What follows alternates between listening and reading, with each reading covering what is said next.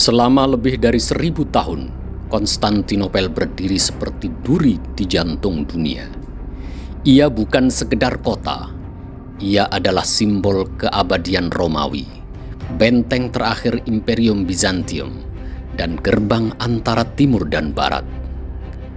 Temboknya menjulang berlapis 3, paritnya menganga seperti mulut raksasa. Menara-menara pengawasnya menatap laut dan daratan dengan kesombongan sejarah.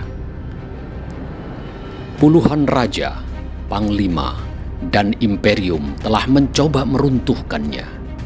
Bangsa Arab, dinasti Umayyah, dinasti Abbasiyah, para khalifah besar dengan pasukan yang tak terhitung. Namun semuanya gagal. Konstantinopel dijuluki kota yang dilindungi takdir. Dan Bizantium percaya, selama kota itu berdiri, dunia Kristen Timur akan tetap hidup.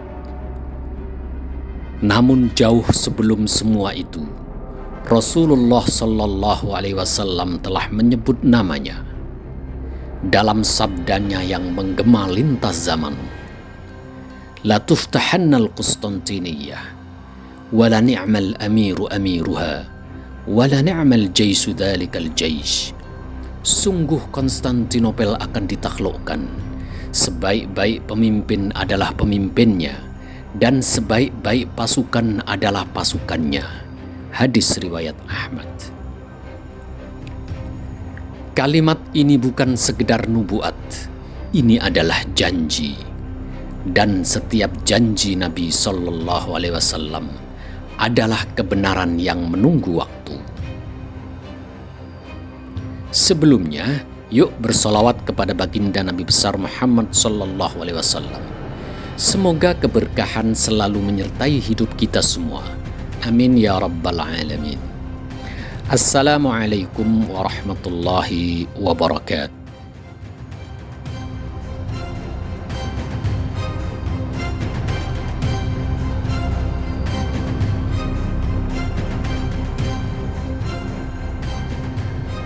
Di antara para sahabat yang mendengar hadis ini, ada satu nama yang menyimpannya paling dalam. Abu Ayyub Al-Ansari radhiyallahu anhu. Ia bukan orang biasa. Dialah tuan rumah Rasulullah saat hijrah. Rumahnya menjadi tempat turunnya wahyu. Hidupnya dipenuhi kedekatan dengan Nabi. Maka ketika Abu Ayyub mendengar janji tentang Konstantinopel, ia tahu ini bukan cerita masa depan. Ini adalah panggilan iman.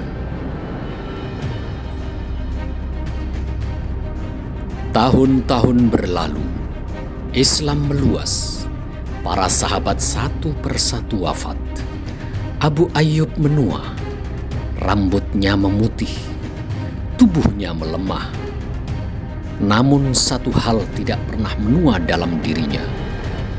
Kerinduan untuk menjadi bagian dari janji Nabi Sallallahu Alaihi Wasallam.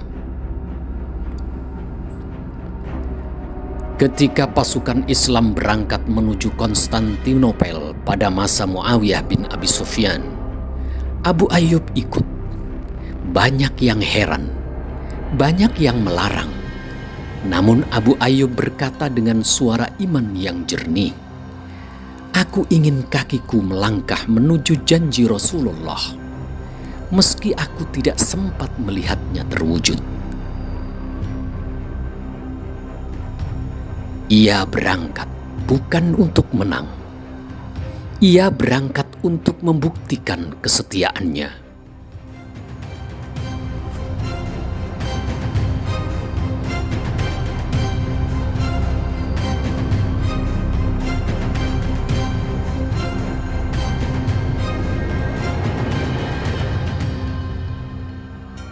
Ekspedisi ini berat, pengepungan panjang, musim dingin menggigit.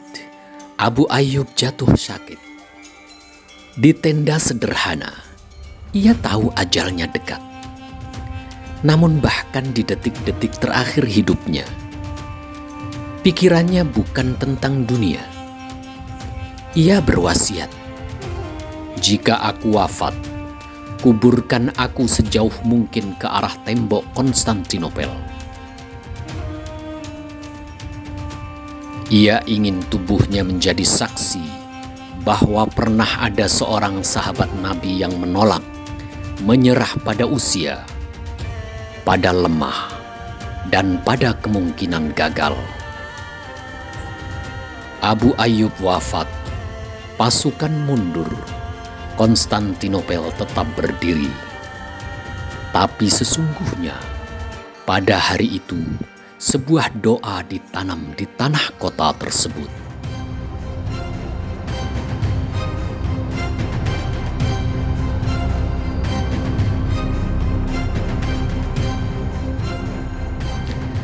Waktu terus berjalan, 8 abad berlalu, dinasti berganti, pasukan datang dan pergi, tembok Konstantinopel masih berdiri. Sebagian orang mulai bertanya dalam hati, apakah nubuat Nabi Shallallahu Alaihi Wasallam itu akan benar-benar terwujud? Sungguh Konstantinopel akan ditaklukkan. Sebaik-baik pemimpin adalah pemimpinnya, dan sebaik-baik pasukan adalah pasukannya. Hadis riwayat Ahmad. Nubuat hadis Nabi Shallallahu Alaihi Wasallam ini terus hidup. Ia berpindah dari generasi ke generasi, dibacakan di madrasah, dihafalkan oleh anak-anak muslim. Banyak yang berharap, banyak yang mencoba, tetapi tak satu pun berhasil. Namun iman tidak mengenal kata basi. Janji Nabi Shallallahu Alaihi Wasallam tidak pernah kedaluarsa. Dan pada abad ke-15, lahirlah seorang anak yang sejak kecil dididik untuk memikul janji itu. Namanya Muhammad Al-Fatih.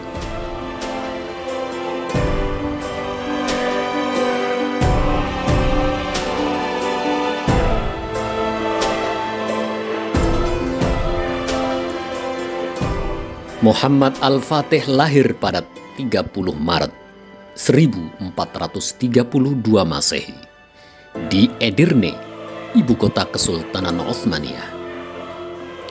Ayahnya Sultan Murad II bukan hanya penguasa, tetapi seorang negarawan yang memahami satu hal penting. Kekaisaran tidak diwariskan. Ia harus dipersiapkan. Sejak kecil, Muhammad tidak dimanjakan. Ia dididik dengan disiplin keras dan ilmu tinggi. Ia menghafal Al-Quran, mempelajari tafsir dan hadis, menguasai fikih, matematika, astronomi, strategi perang dan bahasa. Hingga ia menguasai 5 bahasa: Arab, Persia, Latin, Yunani, bahasa Ibrani. Gurunya bukan orang sembarangan. Yang paling terkenal adalah Syekh Aqsamsuddin, seorang ulama sufi, ilmuwan, dan ahli strategi spiritual. Sang guru sering menatap mata Muhammad Al-Fatih kecil, lalu berkata, "Engkau bukan anak biasa. Jika engkau ingin menaklukkan Konstantinopel, taklukkan dulu hawa nafsumu." Di usia 12 tahun, Muhammad Al-Fatih sudah diangkat menjadi sultan, meski sementara. Dan di usia 21 tahun, ia resmi menjadi Sultan Muhammad II. Tetapi di benaknya, ia bukan sultan. Ia adalah jawaban atas nubuat Nabi Shallallahu Alaihi Wasallam.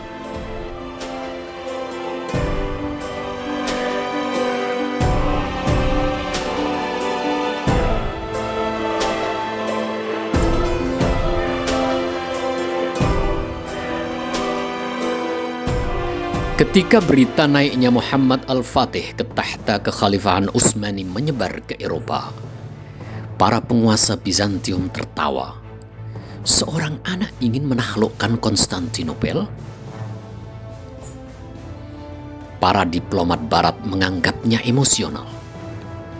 Para jenderal Bizantium menganggapnya belum matang. Kaisar Konstantinus XI mengira ancaman ini akan berlalu seperti sebelumnya. Mereka lupa satu hal. Sejarah tidak menunggu usia. Ia menunggu kesiapan. Dan Muhammad Al-Fatih tidak gegabah. Ia tidak langsung menyerang. Dia mempersiapkan segalanya.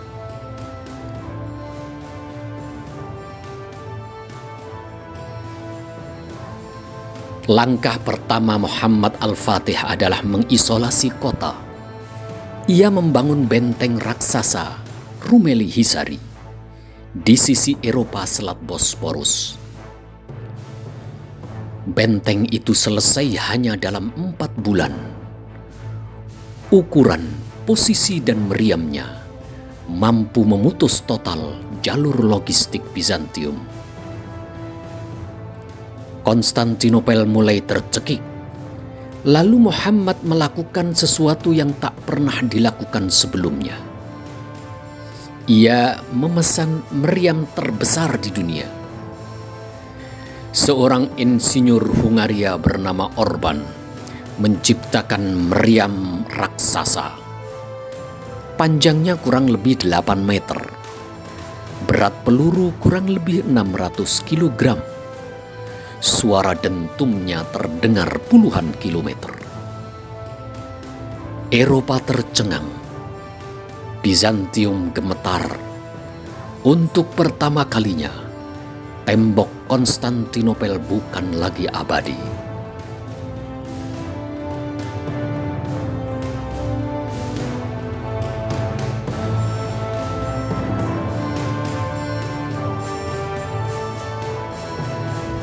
Tanggal 6 April 1453, lebih dari 80.000 pasukan Utsmani mengepung Konstantinopel dari darat dan laut.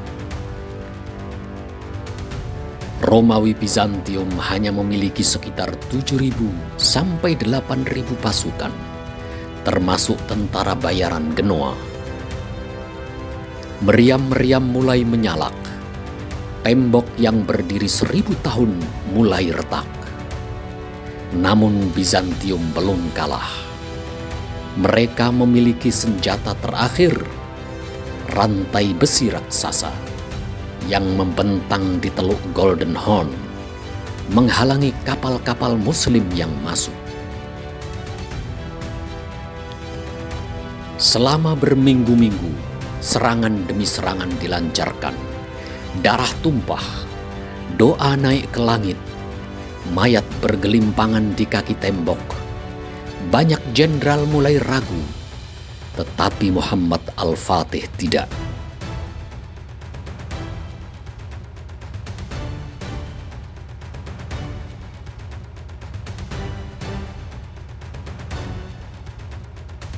Suatu malam, ketika Bizantium merasa aman, Muhammad Al-Fatih memerintahkan sesuatu yang tak masuk akal. Memindahkan kapal lewat darat. Lebih dari 70 kapal perang diangkat. Ditarik di atas batang kayu yang dilumuri minyak. Melintasi bukit dan hutan. Sepanjang lebih dari 3 kilometer. Ketika pagi tiba, Bizantium terbangun oleh pemandangan yang mustahil. Kapal-kapal Muslim telah berada di belakang tembok mereka. Golden Horn jatuh. Moral Bizantium hancur. Eropa membisu. Sejarah baru saja berubah arah.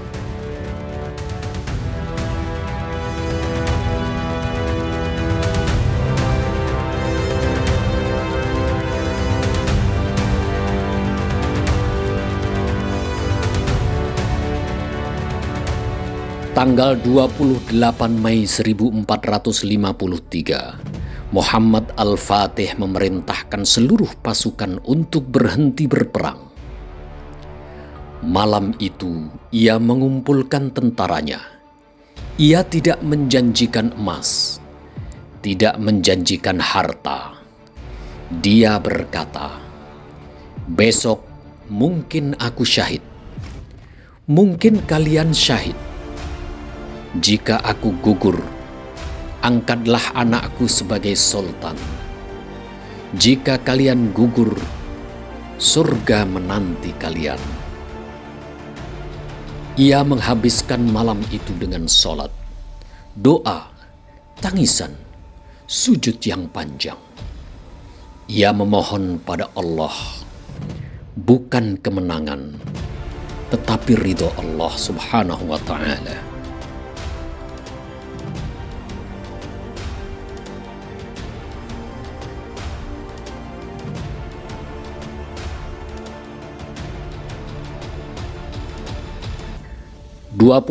Mei 1453. Fajar menyingsing, takbir menggema, meriam ditembakkan tanpa henti.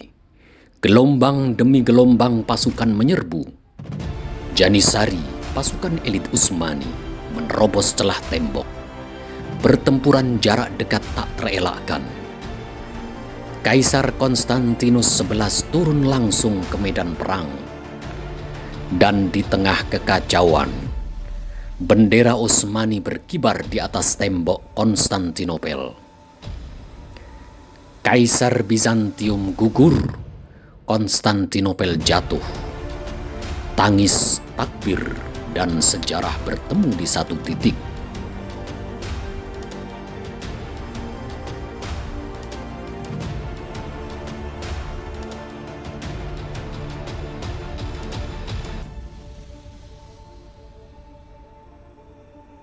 Ketika kota jatuh, Muhammad Al-Fatih memasuki Konstantinopel tanpa kesombongan.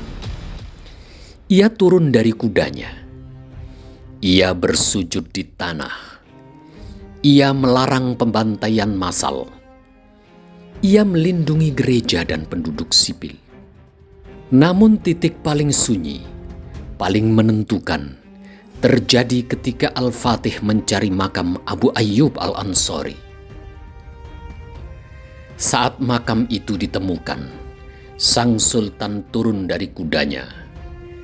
Dia berdiri lama, diam, menunduk. Di hadapan seorang sahabat Nabi, dia bukan penakluk. Ia hanyalah pewaris doa. Ketika memasuki Hagia Sophia, ia tidak menghancurkannya. Ia menjadikannya masjid, bukan sebagai simbol penindasan, tetapi kelanjutan peradaban. Dia berkata, mulai hari ini, Konstantinopel adalah Islambul atau kota Islam, dan ia milik semua yang hidup di dalamnya. Nama kota ini kemudian lebih mudah diucapkan dengan Istanbul.